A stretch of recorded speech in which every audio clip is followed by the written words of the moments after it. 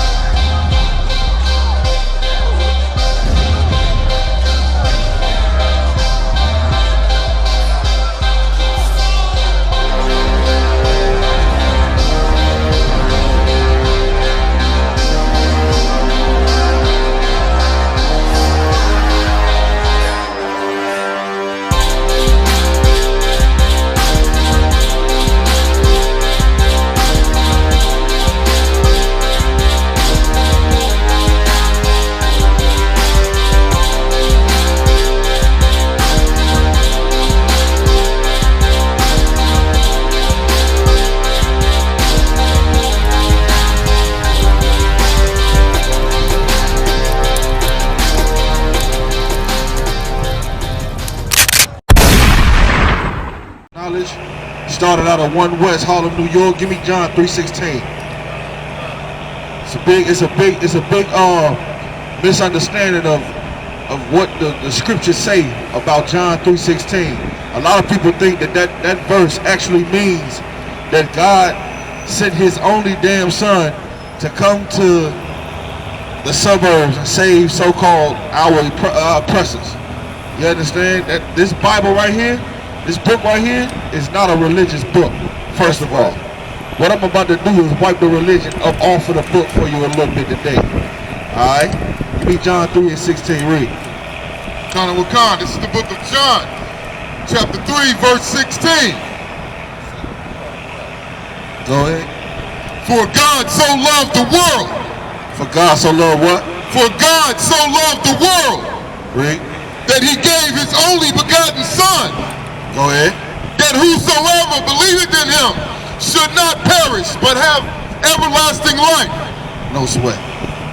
Most commonly, when people hear that verse, this is what they see in their mind. In their minds, this is what people in Milwaukee see. This is what you see. When you close your eyes and you pray to the Lord, and you send your prayers up at night, and you say your grace for food, this is the image that pops up in your mind right here. This is not in the Bible, though. That's so right. There's a big disconnect between the Lord and you when you think that the image of this man right here is Jesus Christ, period. You understand? I'll prove also that this is not Jesus Christ. This is not Jesus Christ, what he looked like. And as a matter of fact, no Israelite, Jesus Christ himself, the angels or the Lord, none of them was white people. That's right. Period. You got to ask yourself, why in the hell would the people that you're trying to join with in America, why in the hell would they lie to you and tell you that Jesus Christ is a white man, right? And then they turn around and tell you that color don't matter, right? When really you look into the Bible and find out that color is all over the Bible, right? You understand? And that Jesus Christ is a black man. This right here is Cesar Borgia. I'll get into that in a minute. I'll lay that right there for a minute. We'll get into that soon. Give me 1 John chapter 2 verse 15. Alright, let's get a complete understanding of what's really going on in the scriptures. 1 John, all the way in the back. You understand? This is the the misunderstanding of John 3:16 is why that judge hugged that brother's murderer. That's exactly why. You understand? She said she was compelled to to give a hug to the devil that murdered Botham John. She was compelled. She said she was compelled because of what she read in John 3:16. That's precisely why. Well, her misinterpretation or understanding or miseducation of John 3:16 is what we about to go over today. You understand? First of all, in John 3:16, when Jesus Christ was talking, he was talking to another black man. The scriptures will tell you that the prophets are black men. He was talking to a man named Nicodemus, who was a Sadducee, a Pharisee, or a scribe. That's who he was talking about. You understand? But read this, because the scripture said in John 3:16, for God so loved the world, right? Read. 1 John 2:15. You got it? Read. Book of 1 John chapter 2 verse 15. Love not the world. Love what? Love not the world. So in John 3:16, it said, for God so loved the world. But then in 1 John chapter 2 and 15, it say, love not the world. You understand? Is it contradictory? Is the Bible contradicting itself? Or do you just not understand the Bible? It's certain key terms in the Bible that in today, the words you might read don't mean the same thing as they used to. Like the word world. The word world means age or society. Right. That's all the word world means. And we're going to break that down too. And I'm going to break it down with the scriptures, first of all, and then I'll give you some understanding on it. But the scriptures say what? Love not the world. Because there was a world or a society that was persecuting Israelites back in the, black people back in the day too. The same way America is. All the laws in America is designed to keep black people down, Hispanic people down, and Native Indian people down. Well, those people, those same people, them groups of people I just named, those are the biblical Israelites in the Bible. Of course, they want you to look at this book and think this is a fairy tale. This book ain't no fairy tale. You can actually use this book as a roadmap to find a lot of things on earth. As a matter of fact, it's the core foundation of all history as you know it today, the Bible.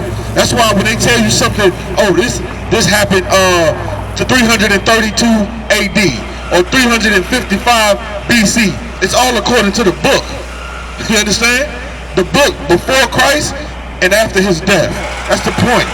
You think these people think that this book is a piece of toilet paper, then it wouldn't be the best-selling book on the planet Earth. Ain't no book on the planet Earth ever been bought more than this book right here. Problem is, other nations want to be God's chosen race, but you niggas in the ghetto, you was born that. When they brought you over here and called you African and American, they called you two names and don't even make it. And you got to be coming from one place. How they gonna call you African when Africa, the continent of Africa, was named after a white man, a so-called oppressor? His name was Leo Scipios Africanus. That's why they even call it Africa. That's a white man. How could you come back from a white? How could you descend from a white man and you black as hell? Then they say you American. America is named after a man named Amerigo Vespucci. That's a white man. How could you come from a white man? As a matter of fact, I tell you what, they never started calling us that in America until the 1980s when that Uncle Tom Negro Jesse Jackson coined the phrase, African American. We ain't never been African, and we damn sure ain't American, because if we was American, they wouldn't treat us like that in here. They treat us like we ain't nothing but, with the whole thing that I'm bringing out, the judge that heard Botham John's murderer, listen, gave her 10 years for cold blood murder, called it second-degree murder when it was really first-degree murder. Gave her all the type of leniency because this is what she saw. How could I sentence Jesus Christ's race to death? That's what she saw. And as a black woman, she couldn't fathom in her mind that she could ever put Jesus Christ's daughter to death. That's because she think that's Jesus Christ. That's not Jesus Christ. Meanwhile, you got a black man who shot and killed a police dog that was trying to kill him. He killed the damn police dog. He got 45 years in prison. So if you American, tell me how. Tell me how. When you get pulled over by police in Milwaukee, how they treat you, like Americans? You let me know, because I know for a fact they don't treat you like Americans. But when these white people get pulled over, they hop out the damn car when the cop hop out the car. If you hopped out the car when the cop hopped out the car, you dead. But these white people though, oh, they don't care. They'll hop out the car. What you pull me over for? For F you, all this. They talk to the police like that. Because they're Americans. You just not American enough. You American enough to work in all their jobs and make all of their businesses thrive. You American enough to be the same gladiator you was today as you was in Rome. You American enough to vote for a cause that don't even benefit yourself. You know what I'm saying? You American enough to do what? Go to church, clap your hands, and shuck and jive and love them? Man, listen, If anybody can give me a real good reason why anyone over here with us or any black man should ever love the white race, I'll stop what I'm doing right now, and I'll love white people. But here's the fact of the matter is, you know and I know there's no reason why you should love this race. Right. Not one. Period. Well, because of that image right there, which is called the mark of the beast, that's an imposter right there. Because of that image right there, the judge got off her podium and hugged a murderer. Well, she ain't never did that for a black man in her life, and never ever will do that for a brother, ever. You understand? That's because it's called Stockholm Syndrome. Stockholm Syndrome is when you abuse something, when you take something captive, you cage it up, whether it's an animal or a human being, anything. Anything, you cage it up, and you mistreat it, you beat it. You understand? You don't feed it. After a while, you come bring that dog a steak. The dog gonna love you. Forget all the things that you done to him, and love you, and will die for you, and protect you. That's what that judge, that's the representation of that judge, man. She ain't have no spine for black people, man. So you gotta ask yourself, what are leaders at who gonna stand up for black people and never sell black people out? You wanna know where they at? Right here in your face. And I know it look like we some fools right now. We ain't no damn fools. Even the animal know, even a damn rabbit know to stay away from the damn fox. Then why the hell we don't stay away, we don't separate. Separation is the biggest thing we can do to keep our people safe.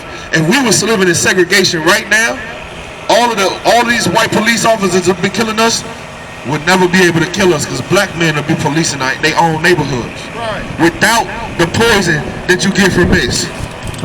The reason why I say poison is because you will do exactly what white cops will do to black men, even though you're a black cop. Who would have seen it before? It's been on the movies. They even portrayed it on the movies on Don't Be a Menace to Society. Menace to Society. Boys in the Hood. But we done seen this even in our neighborhoods. We've seen so-called black cops behave like white cops do, because they learn to hate you more than they hate the oppressor. And when they look in the mirror, they hate their black skin.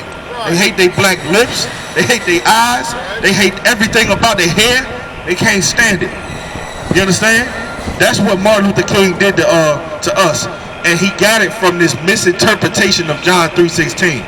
So in John 3:16, it said God loved the world so much that he gave his only son, so that the world could have everlasting life, right? Well, then you go to John, 1 John 2:15, it said what? Love not the world, neither the things that are in the world. If any man love the world, the love of the Father is not in him.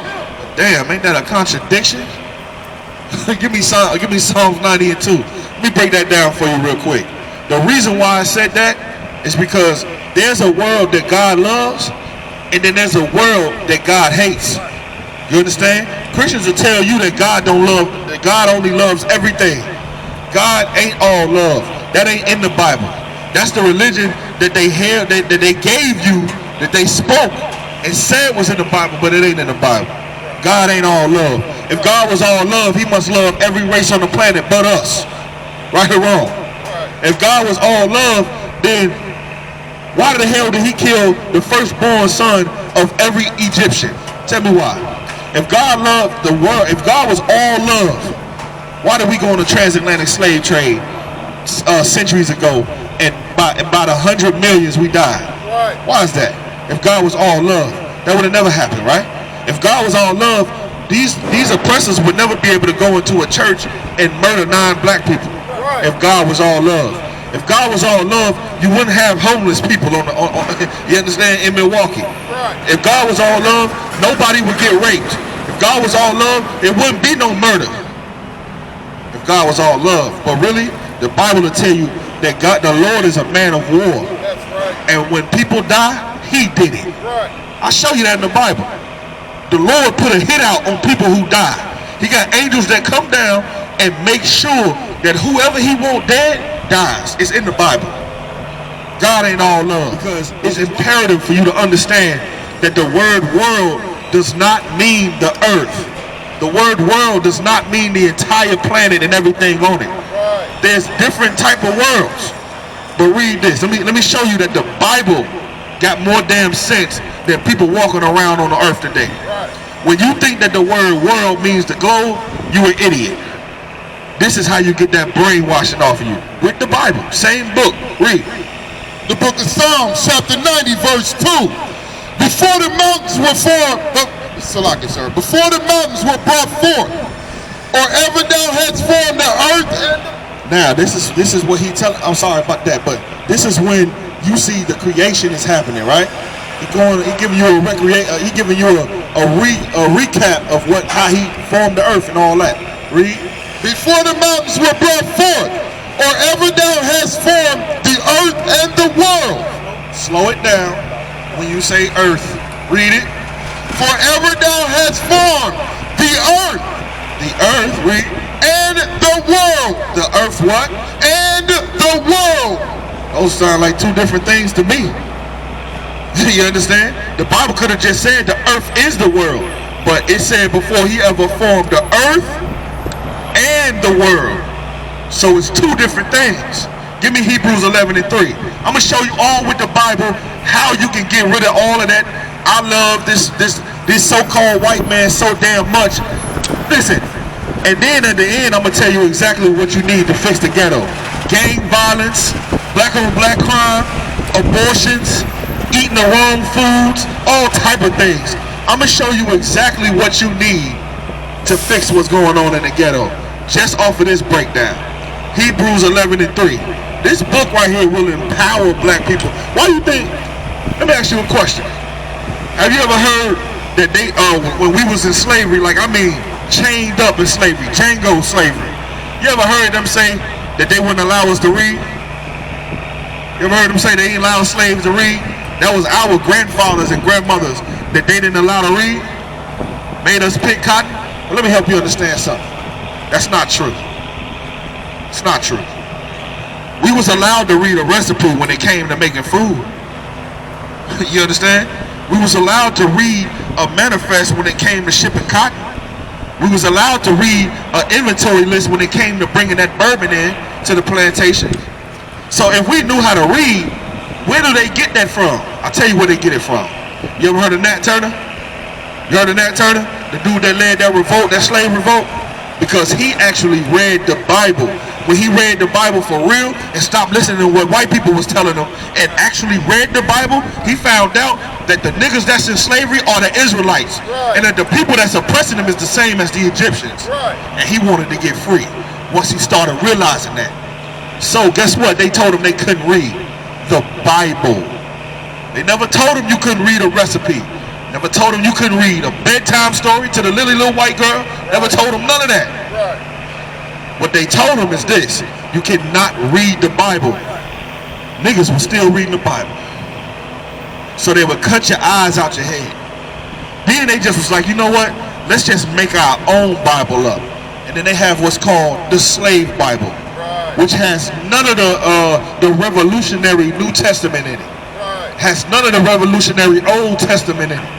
All it got is servants obey our masters, and even that's taken out of context. When the Bible says servants obey your masters, it's talking about a military. Like, I'm the highest ranking man here in our army.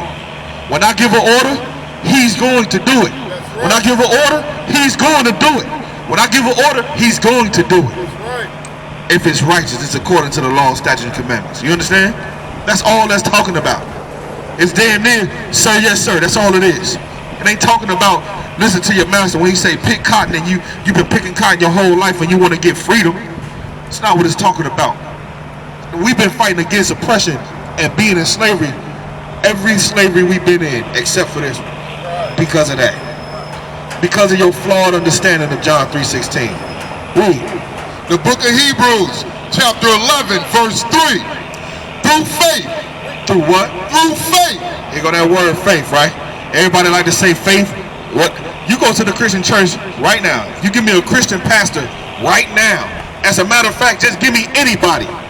And I ask him, what's faith? They ain't gonna know. In their mind, faith is just, I'll walk off a bridge. That's not faith, man. Right. You understand? That's stupidity. Right. Read. Through faith, we understand. Do we what? We understand. Got to understand something. So, like, meaning through faith, what you believe, what you know. You understand something. What is it that you understand, Reed? That the world, What? the world, Spell that word. WORLDS. You mean to tell me the world, Reed? The worlds were formed by the word of God. The worlds. That's plural. So you mean, now we understand that the word world don't mean the globe. Now we also understand that you can have different kinds of worlds. I'll help you understand. What's that killer whale name? Shamu? Where Shamu killed that person at? What's that place called? Who knows? You know? Nobody ever heard about the killer whale killing the white girl? Where did that happen at? It happened at a little park that they call something. It got a certain name to it. It's called SeaWorld. So I guess that's the world that Jesus Christ is coming back for. For the world of the whales, right? No, it's not coming back for the world of the whales. You understand? Listen, what's another world? You ever heard of bacteria? All those small microscopic things you can't see? That's called the microscopic world. Right or wrong? What's another world?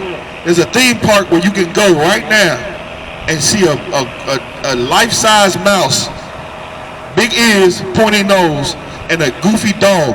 What is that world called? Disney World. If you go right now to a cabaret in Las Vegas, they got a magical world. You understand? Like straight up, the world of magic. When Christopher Columbus was sailing from Spain to over here, what did he call it? He said he was going to find what? The new world. So, which world is Christ coming for? Which world did God send his only begotten son for? Because there's plenty of worlds. You want to find out? I'll show you right now. Give me Isaiah 45 and 17. Isaiah 45 and 17 will tell you exactly what damn world that a black man named Jesus Christ is coming back for. And if you don't believe it, look, I know I might sound like a fool when I say that one day the sky gonna crack and you gonna see what they call UFOs coming to this earth. I might sound like an idiot, don't I? Like, damn, you believe in that? Well, how stupid do you got to believe in Santa Claus? How about the Tooth Fairy? How about the Easter Bunny? Those are fairy tales. The prophecies that was written in this book ain't never failed. It's a prophecy in Deuteronomy 28 and 68 that said niggas will go into slavery. Israelites, Hispanics, and Native Indians will go into slavery again with ships. You ever heard of transatlantic slave trade? Well, you never did? When they took us from where we had settled in Africa, because we're not from Africa, I can prove that too. But we left from Jerusalem and went down into Africa. You understand? And damn right, sirs, damn right. And white people put us on cargo slave ships and brought us over here by the tune of hundreds of millions. And 100 million of us actually died on the transatlantic slave trade. Period. You understand what I'm saying?